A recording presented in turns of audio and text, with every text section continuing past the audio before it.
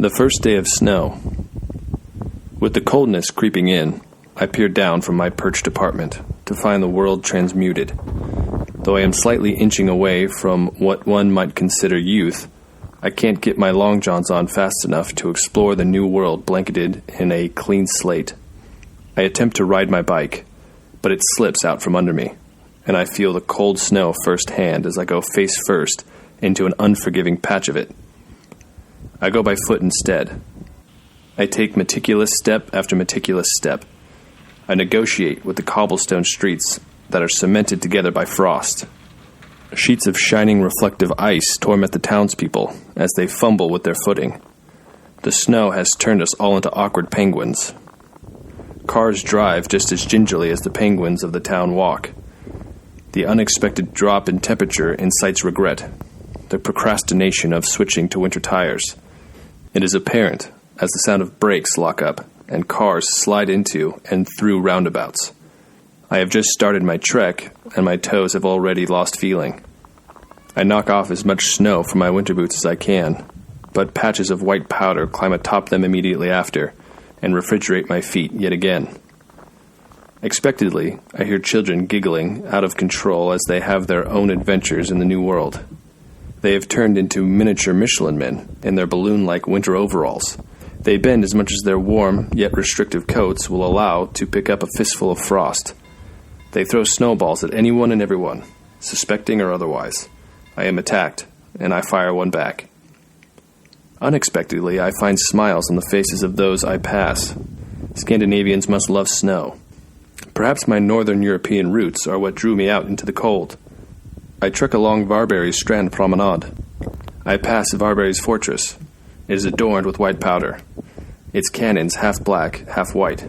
Ice already forms over the moat, where ducks seemingly levitate over the water, patches of gentle snow atop their feathers. We will soon be able to ice skate on the moat where bones of old foes undoubtedly rest. If it remains below zero, we will even be able to skate onto the ocean to Balja. I continue down the promenade. What were once sandy beaches are now snowy blankets that recede like a hairline as rhythmic waves reclaim its shores. I pass the nude beach that I thought would be abandoned, and perhaps would be in any other part of the world, but not in Sweden. A thick old man navigates the sloping and slippery jetty that leads out into the bay. One bare hand slides along the frozen metal railing, the other hand desperately clinging onto a towel that flaps in the wind over his head, exposing his blisteringly pink backside.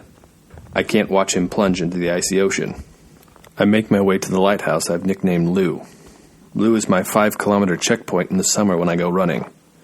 But on the first day of snow, Lou is more or less doing what he was intended to do, guide me through a very gray day. I pass by rose hips that contrast the whiteness of the world as I break off into a smaller path to get me to Lou. I reach the peninsula where Lou is perched, after avoiding patches of snow that have nothing underneath them, like a trap door.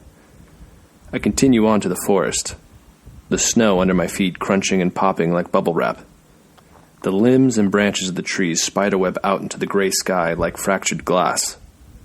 My feet break snow that hasn't seen footsteps. I find perfectly preserved animal paw prints and instinctively follow the tracks. I lose them through a small stream I slip into. The thought of hypothermia creeps in as my already frozen toes somehow find another level of discomfort. I push on, hoping the movement will keep my warm blood circulating into the desperate parts of my body that need it. My walk turns into a hunt as I somehow pick up the tracks of what I assume is a rabbit.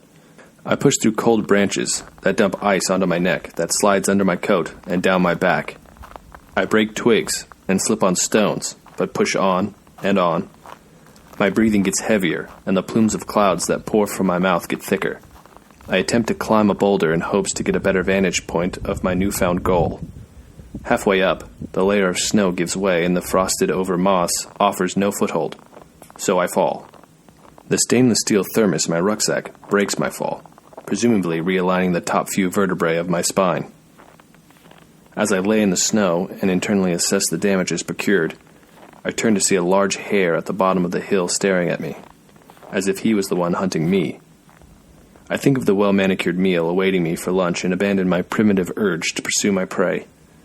I reach town and see the world transformed yet again. The roads have been cleared of danger, and have been lined with snowy embankments. The walkways have been peppered with thin gravel, so the penguins can return to humans and walk instead of waddle. But the snow keeps coming. It changes speed signs from 50 to 5, and stop signs to op signs. It somehow makes garbage bins beautiful. It erases the graffiti from benches. It strips the scary away from graveyards. It gives the world a second chance. It comes down thicker, like cotton balls falling from the sky. The individual flakes are so big now, I am able to focus on a uniquely outstanding one and catch it.